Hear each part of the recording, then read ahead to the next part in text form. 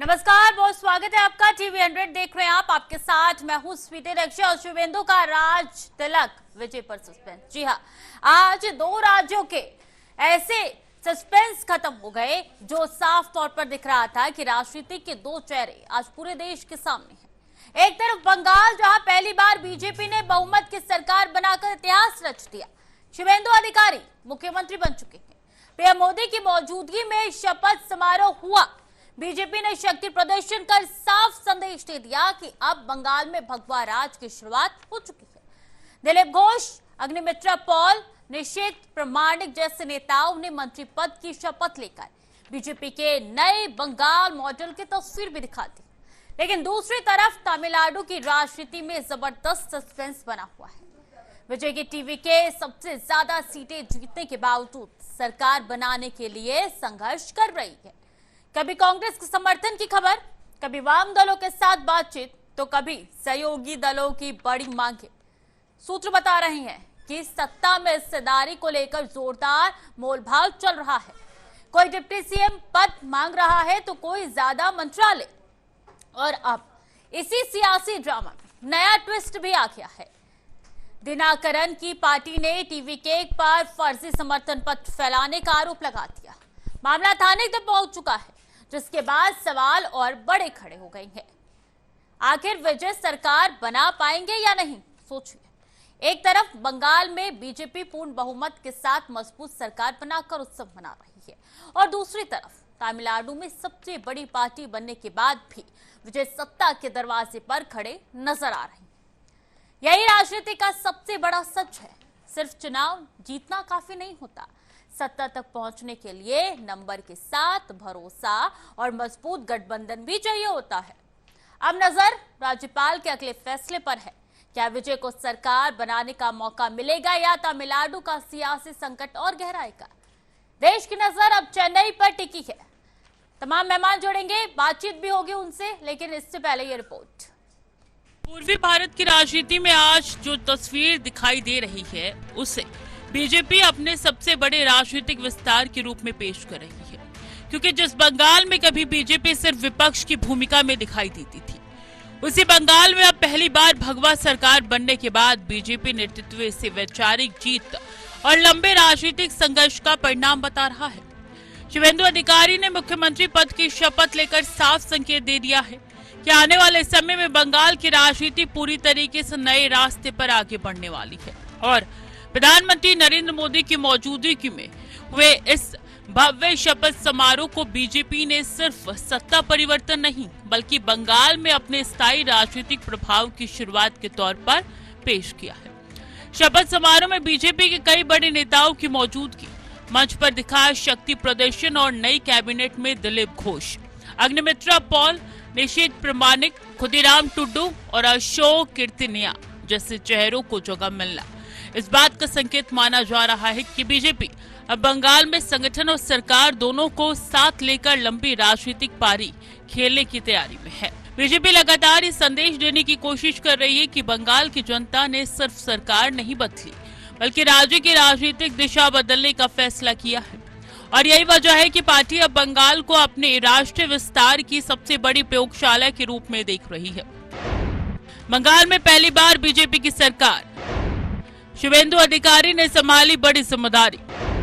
PM Modi मौजूदगी में हुआ शक्ति प्रदर्शन, नई कैबिनेट के साथ नई रणनीति तैयार। बीजेपी ने बदला बंगाल का राजनीतिक समीकरण, पूर्वी भारत में भगवा विस्तार का संदेश। दूसरी तरफ तमिलनाडु की राजनीति में तस्वीर पूरी तरीके से उल्टी दिखाई दे रही है, क्योंकि सबसे ज्यादा सीटें जीतने के बावजूद थलपति विजय की पार्टी टीवी के अभी एक सत्ता से दूर खड़ी नजर आ रही है। और सरकार गठन को लेकर जारी बातचीत हर गुजरते घंटे के साथ और ज्यादा उछलती दिखाई दे रही है। शुरुआत में कांग्रेस और वाम दलों के समर्थन की खबरों ने विजय की उम्मीदों को मजबूत किया था, लेकिन जैसे जैसे सहयोगी दलों की शर्तें सामने आई, वैसे वैसे सरकार गठन का पूरा गणित कमजोर पड़ता दिखाई देने लगा। और अब सत्ता में हिस्सेदारी को लेकर चल रही बातचीत ने राजनीतिक तनाव को और बढ़ा दिया है। सूत्रों के मुताबिक कुछ सहयोगी दल सरकार में ज्यादा मंत्रालयों की मांग कर रही है, जबकि वीसीके की तरफ से डिप्टी सीएम पद की मांग ने बातचीत को और कठिन बना दिया।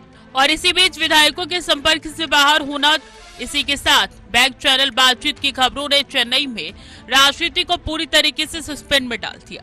स्थिति उस समय और ज्यादा विवादित हो गई जब दिनाकरन की पार्टी ने टीवीके पर फर्जी समर्थन पत्र फैलाने का आरोप लगा दिया और मामला थाने तक पहुंच गया। इसके बाद अब सिर्फ नंबर ही नहीं बल्कि भरोसे और राजनीतिक विश्वसनीयता पर भी सवाल खड़े होने लगे। अब तमिलनाडु की राजनीति पूरी तरीके से राज्यपाल के अगले फैसले और आखिरी समय में होने वाले राजनीतिक समीकरणों पर टिकी हुई है, क्योंकि विजय सत्ता के बेहद करीबी पहुंचकर भी अभी तक मुख्यमंत्री की कुर्सी से दूर दिखाई दे रही हैं। विजय की सरकार बनने पर अब भी पेच, तमिलनाडु में सरकार गठन पर भारी सस्पेंस, सबसे बड़ी पार्टी फिर भी सत्ता से दूर, सहयोगी दलों ने बढ़ाई राजनीतिक मुश्किलें, डिप्टी सीएम पद पर जारी खींचतान, फर्जी समर्थन पत्र विवाद से बढ़ा तनाव, राज्यपाल के फैसले पर टिकी राजनीतिक नजर। बंगाल और तमिलनाडु की ये दोनों तस्वीरें भारतीय राजनीति का सबसे बड़ा सच सामने रख रही है, क्योंकि एक राज्य में स्पष्ट बहुमत ने बीजेपी को स्थिर और मजबूत सरकार दी थी, जबकि दूसरे राज्य में सबसे बड़ी पार्टी बनने के बावजूद विजय की टीवीके अभी तक सत्ता के लिए जरूरी राजनीतिक समर्थन जुटाने में संघर्ष करती दिखाई दे रही है। बंगाल में बीजेपी को मिला स्पष्ट धनादेश दिखाता है मजबूत संगठन, स्पष्ट नेतृत्व और सीधे बहुमत सत्ता तक पहुंचने का सबसे आसान रास्ता बन जाता है। लेकिन तमिलनाडु की राजनीति की बता रही है कि गठबंधन के दौर में सिर्फ सीटें जीतना काफी नहीं होता, बल्कि सहयोगियों का भरोसा और सत्ता साझेदारी का संतुलन भी उतना जरूरी होता है। एक तरफ बीजेपी बंगाल की जीत को राष्ट्रीय राजनीति में अपने विस्तार की बड़ी उपलब्धि के तौर पर पेश कर रही है, वहीं दूसरी तरफ विजय की पार्टी अब राजनीतिक जोड़ तोड़, सहयोगियों की नाराजगी और समर्थन जुटाने की चुनौती के बीच फंसी हुई है। अब पूरा देश इस बात पर नजर बनाए हुए है कि क्या विजय आखिरी समय में राजनीतिक समीकरण अपने पक्ष में कर पाएंगी या फिर तमिलनाडु की सत्ता का खेल किसी बिल्कुल नए मोड़ पर पहुंच जाएगा। तो एक तरफ सरकार बन गई है और एक तरफ अभी भी सस्पेंस नजर आ रहा है। चलिए इसी पे चर्चा करेंगे। तमाम मेहमान हमारे साथ जुड़ चुके हैं। शुभेंदु शेखर अवस्थी बीजेपी प्रवक्ता है, बहुत स्वागत है सर आपका टीवी 100 पे। नवीन दुबे राजनीतिक विश्लेषक है, बहुत स्वागत है सर आपका भी टीवी 100 पे। और मेरी सहयोगी मुस्कान न्यूज रूम से मेरे साथ जुड़ गई है। सबसे पहले शुभेंदु शेखर जी, मैं आपके पास आना चाहूंगी। कितनी खुशी, पहली बार सरकार बनाई है बंगाल में, क्या जनादेश देखने को मिला शपथ ग्रहण समारोह में? सर अनम्यूट करके अपनी बात रखिए। स्वीटी जी, हम लोगों को बहुत खुशी है। हम लोगों ने बहुत अच्छे बच्चों की तरह, अच्छे पढ़ने वाले बच्चों की तरह तैयारी करी थी एग्जाम की। कुछ भी छोड़ा नहीं था। पिछली बार के चुनाव में कहीं कुछ मेहनत कम रह गई थी, इस बार वो भी नहीं छोड़ा था। और लगातार मेहनत करने के बाद, 5 साल के मेहनत करने के बाद जब एग्जाम का रिजल्ट आया तो जितना हमने एक्सपेक्ट किया था उससे भी ज्यादा आया। आज आपने देखा कि किस तरीके से प्रधानमंत्री जी ने जमीन पर बैठ के घुटना टेक कर वहाँ की वेस्ट बंगाल की जनता को नमन किया है। ये अपने आप में एक नया आदर्श है, नया बदलाव है। जिस तरीके से उन्होंने माखनलाल सरकार जी को साल उड़ाया, फिर उनके चरण स्पर्श किए, जो भारतीय जनता पार्टी के श्यामा प्रसाद मुखर्जी के साथ काम करने वाले लोग थे, और उन्होंने कश्मीर में तिरंगा झंडा फहराने की उस समय पे 1952 में कोशिश करी थी, उनको भी चरण स्पर्श करके उनको भी सम्मान दिया। जिस तरीके से योगी जी ने अपना गमछा दिया कि भैया गमछा तो दिखाने के लिए दे रहा हूँ, कुछ यूपी से हमारे बुलडोजर भी भिजवा रहा हूँ। तो ये सब चीजें वो हैं जो लोग वहाँ पे आतंक फैला के रखे थे। संदेश खाली से लेके आरजीकर तक वो आतंकवादी लोग जो वहाँ पे गुंडागर्दी कर रहे थे, तो जैसा अमित शाह जी ने कहा है कि उल्टा टांग कर सीधा करेंगे। यदि अब कुछ हुआ तो सबसे बड़ा बदलाव यही है कि वेस्ट बंगाल के अंदर हम सबसे पहला काम करेंगे कि वहाँ पे लॉ एंड ऑर्डर को ठीक करें। लॉ एंड ऑर्डर को ठीक करने के बाद, जैसा ममता दीदी ने कहा था कि 8 बजे के बाद निकलना नहीं चाहिए, बहनों को, लड़कियों को, लेडीज को, फीमेल को, मेरा कहना है कि अब किसी समय पे भी महिलाएं निकल पड़ेंगी, निकल सकती हैं। एयरपोर्ट जाना है, ऑफिस जाना है, काम पे जाना है, और एक नए वेस्ट बंगाल को, एक नए पश्चिमी बंगाल को आप देखेंगे, क्योंकि आजादी के बाद पहली बार वेस्ट बंगाल के अंदर भारतीय जनता पार्टी या हमारी विचारधारा की सरकार बनी है। और हम इस जो लोगों ने एक भरपूर प्यार दिया है इस प्यार के कारण हम लोग झुके हुए हैं और उनकी जो आशा है उसको पूर्ति करेंगे, ऐसा मेरा पूर्ण विश्वास है। बिल्कुल, और ये जरूरी भी हो जाता है। जब पहली बार सरकार बनाई है तो जनादेश जो है उसको स्वीकार करना भी बहुत जरूरी है। जो जनता का क्या मन है ये भी जानना बहुत जरूरी होता है। नवीन दुबे जी, एक तरफ बंगाल में सरकार बन गई है, सीएम पद की शपथ ले ली गई है, लेकिन दूसरी तरफ देखिए तमिलनाडु में टीवीके का पेच बहुत ज्यादा फंसा हुआ है। आखिर क्या है पूरा राजनीतिक समय का और कितना वक्त और लग सकता है? स्वीटी जी, देखिए ऐसा होता है कि जब जनादेश हो जाता है, मतदान हो जाता है, मतगणना के परिणाम सामने आ जाते हैं, तो ये परंपरा स्थापित की गई है माननीय सुप्रीम कोर्ट के द्वारा 1994 में कि 9 जजों की बेंच ने एसआर बोम्मई वाला मामला सुना था। तो उसको सुनने के बाद उन्होंने ये निष्कर्ष निकाला था और ये डायरेक्शन दिया था कि जो भी मेजोरिटी का प्रमाण चाहिए, बहुमत अगर किसी दल को सिद्ध करना है तो उसके लिए फ्लोर पर बहुमत सिद्ध होगा, राजभवन में नहीं होगा, राज्यपाल के यहाँ नहीं। नंबर 1। तो जब विजय अपने आप दावा कर रहे हैं कि भाई हमारे पास पर्याप्त संख्या बल है और हमें आप सरकार बनाने का न्योता दीजिए, तो राज्यपाल की जिम्मेदारी बन जाती, बल्कि मैं ये कहूंगा संवैधानिक जिम्मेदारी बन जाती है कि वो उनको मौका दें और बुलाएं और उसके बाद उनसे कहें कि ठीक है, आप तारीख निश्चित करिए और इसके बाद आप अपना बहुमत सदन में सिद्ध करिए। आपको याद होगा अटल बिहारी वाजपेयी जी की सरकार को बहुमत सिद्ध करने का उनको आमंत्रित किया गया था, अल्पमत में थी भारतीय जनता पार्टी, और उसके बाद जब सदन में आए तो एक वोट से उनकी सरकार गिर गई, लेकिन मौका दिया गया था उनको। यही प्रक्रिया राज्यपाल को करनी चाहिए तमिलनाडु में, लेकिन वो क्यों नहीं कर पा रहे हैं, क्यों सुप्रीम कोर्ट के निर्णय के विरुद्ध जा रहे हैं और अपने हिसाब से अपने विवेक से फैसला ले रहे हैं, ये समझ से परे है। दूसरी चीज एक और आती है कि देखिए ऐसा है कि हम और आप एज्यूम कर रहे हैं, गवर्नर साहब भी उसी तरीके से एज्यूम कर रहे हैं कि भाई इनके पास इतने विधायक हैं, कुल मिला के 112 होते हैं या 113 होते हैं।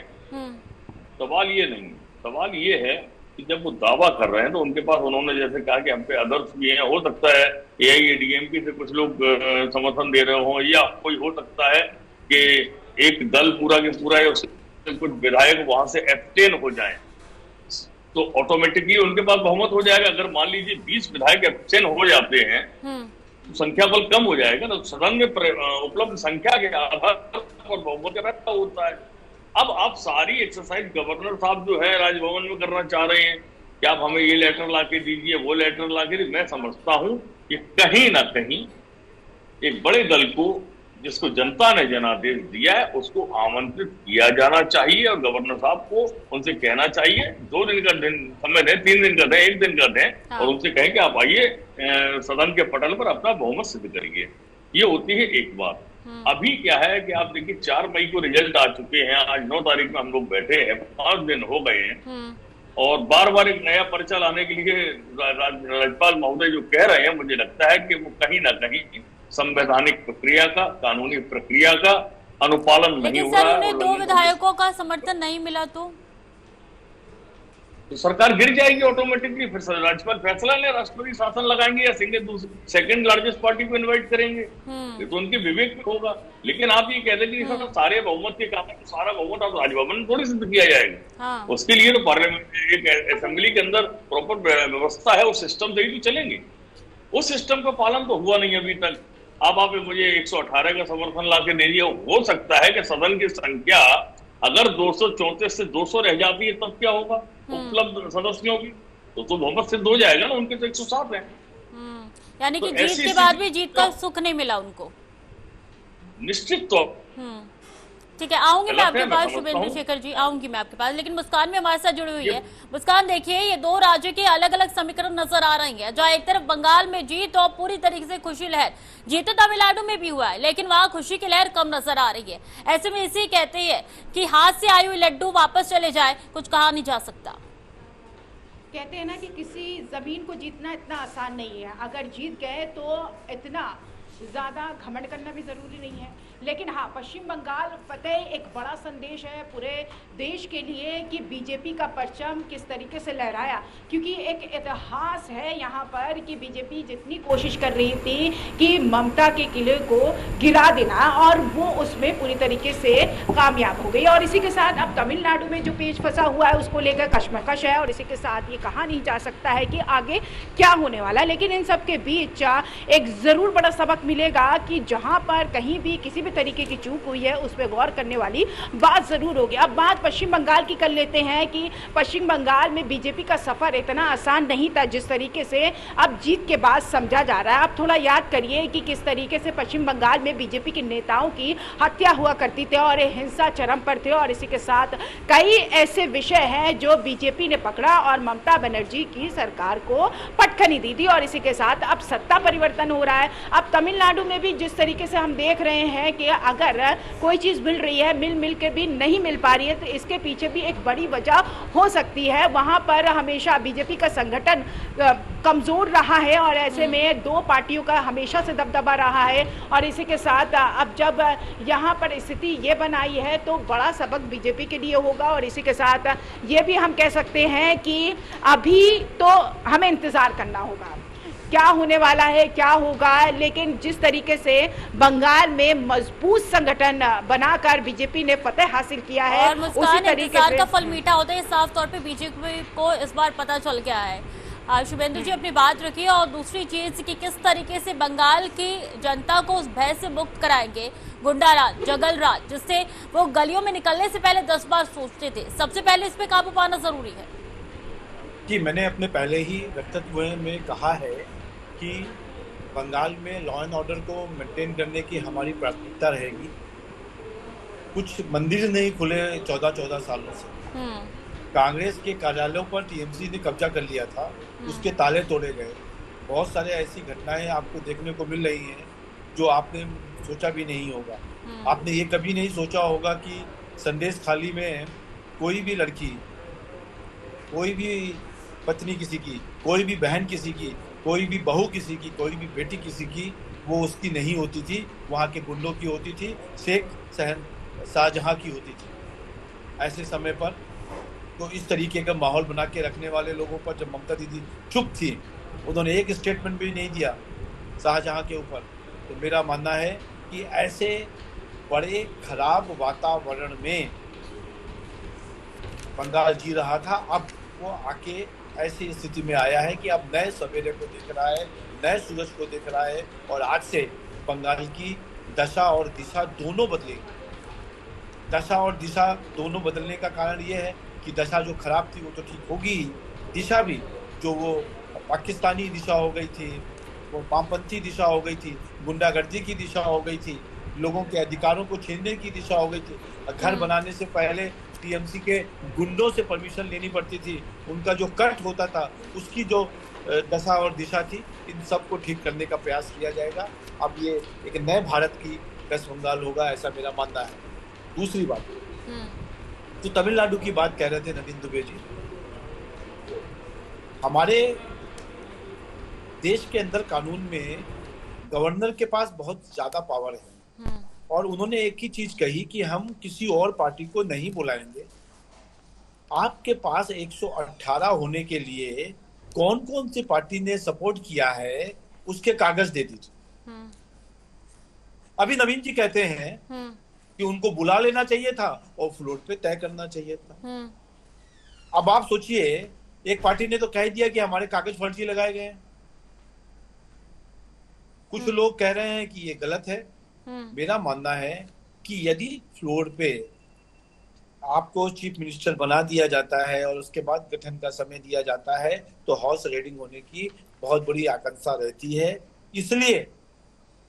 इसलिए नवीन जी, उनके पास अधिकार है, वो एक कागज में यदि आप लिख के बता दें कि मेरे 107 सीटें हैं, 5 कांग्रेस ने दे दी हैं, 112 हो गई हैं, 2 पार्टी वामपंथी ने दे दिया है, वो 113 हो गया है।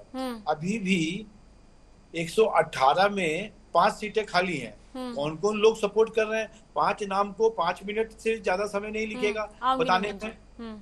पर यदि वो नहीं दे पाते हैं तो इसके बाद जो पार्टी दे पाएगी कि हमारे पास इतने लोग हैं उनको दिया जाएगा, और ऐसा नहीं होगा। बिल्कुल नवीन जी चिंता मत करो कि इनको हटा के किसी और पार्टी को बिना कंफर्मेशन लिए हुए उनको बुला लिया जाएगा।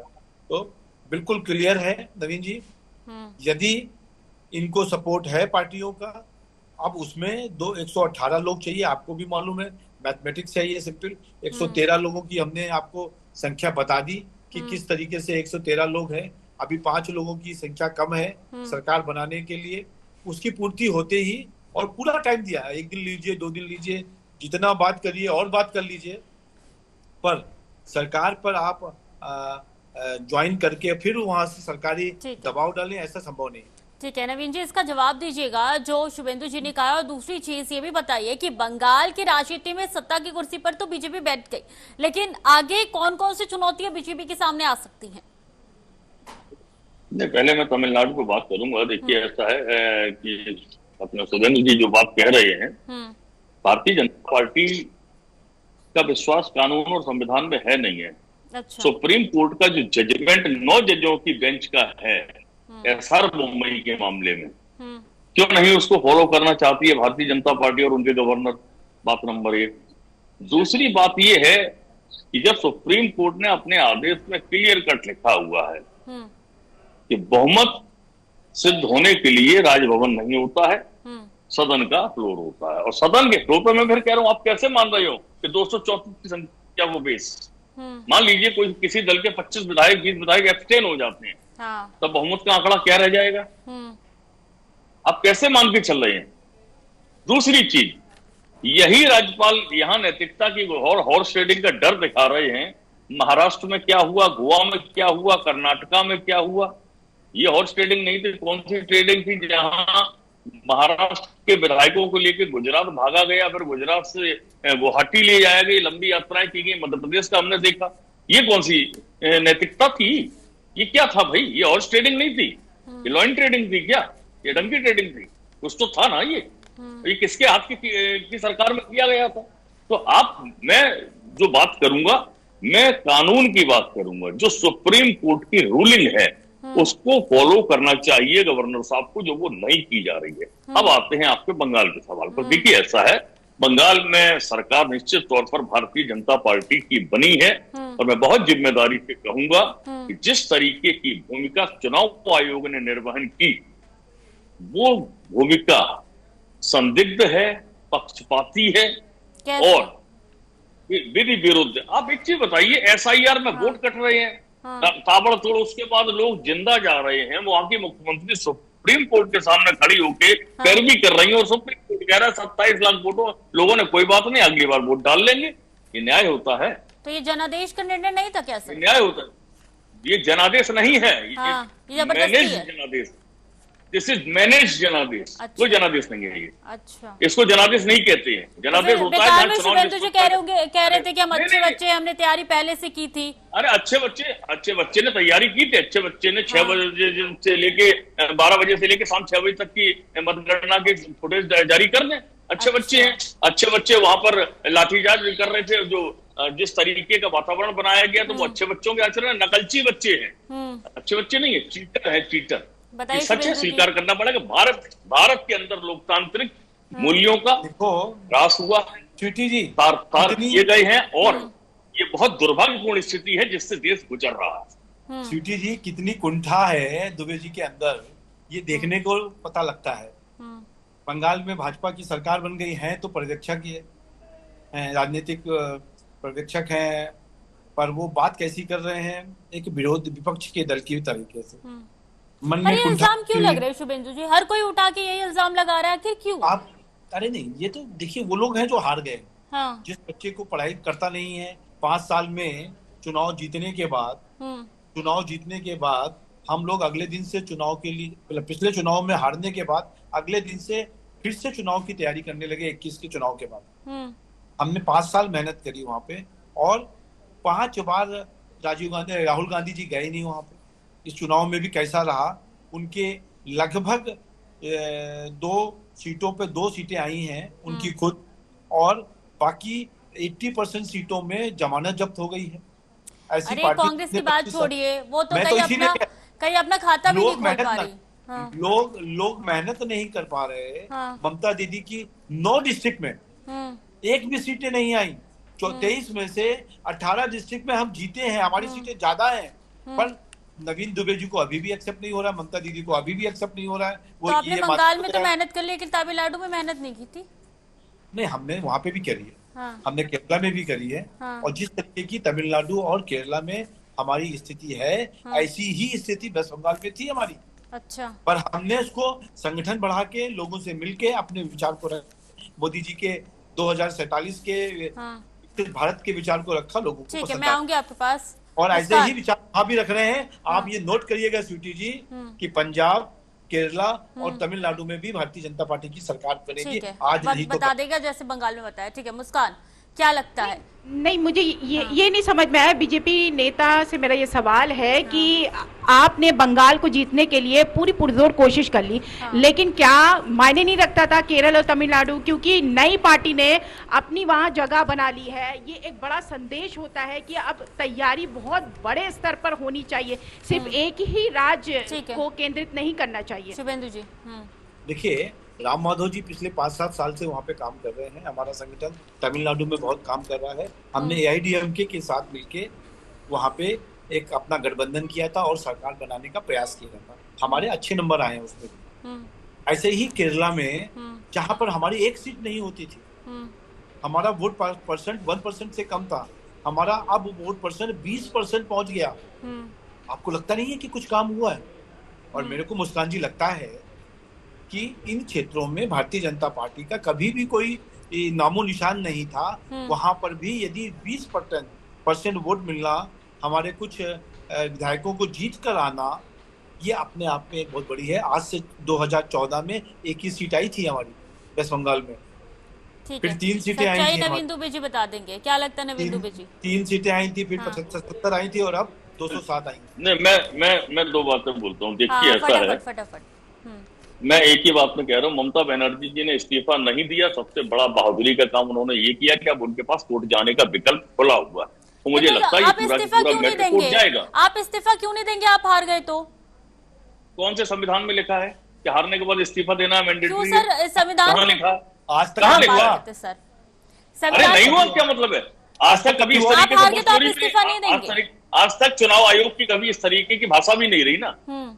टीएमसी को चुनाव आयोग का 2 टूक जवाब, ये तो भाजपा की भाषा होनी चाहिए थी, ये चुनाव आयोग की भाषा है। ये तो दिख रहा है कि संवैधानिक। लेकिन सर, इससे इनकार भी तो नहीं किया जा सकता। आखिर भाजपा का सीएम बन चुका है ना। माफ कीजिएगा, वक्त की थोड़ी कमी है। बहुत बहुत शुक्रिया शुभेंदु शेखर अवस्थी जी हमारे से जुड़ने के लिए। नवीन दुबे जी बहुत बहुत शुक्रिया, हमारे साथ जुड़े थे। वक्त की थोड़ी कमी है, माफ कीजिएगा। और मुस्कान भी हमारे साथ न्यूज रूम से जुड़ी हुई थी।